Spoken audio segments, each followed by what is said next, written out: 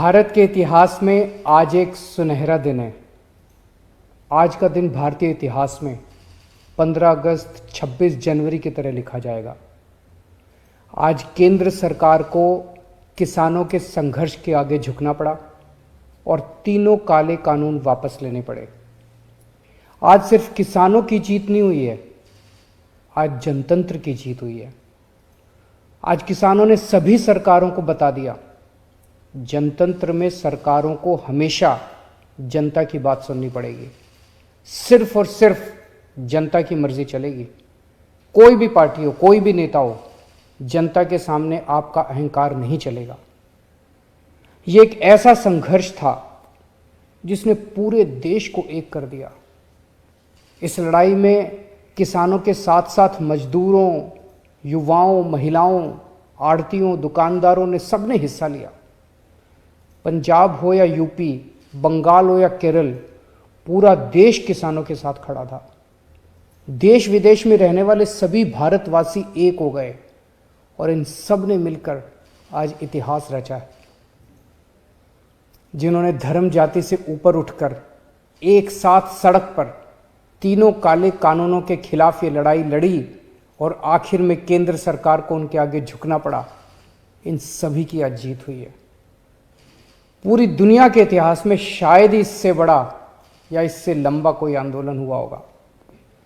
इतनी शांतिपूर्वक तरीके से इतने लाखों लोगों ने संघर्ष किया, कड़ी धूप में, ठंड में, बरसात में, पीछे नहीं हटे।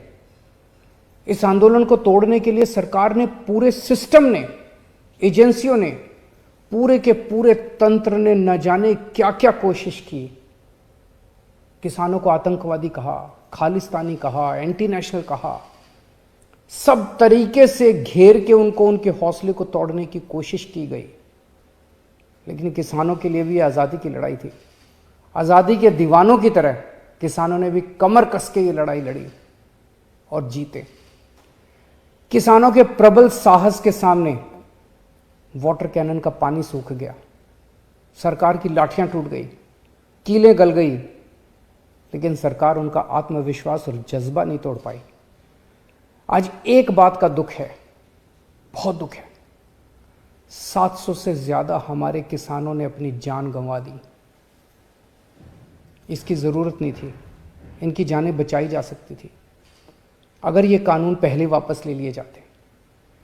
हमारे किसान भाइयों और बहनों को इतने महीने सड़क पर बैठकर ठंड में, बरसात में, धूप में तकलीफ उठाने की जरूरत नहीं होती। आज 700 से ज़्यादा किसानों की जान चली गई, 700 से ज़्यादा परिवार उजड़ गए। आखिर किस लिए? इन शहीदों को मेरा नमन है, इनके परिवार को भी मेरा कोटि कोटि प्रणाम है।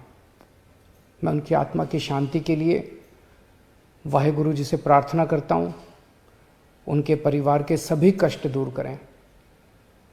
पर आपकी कुर्बानियों को ये देश कभी नहीं भूलेगा।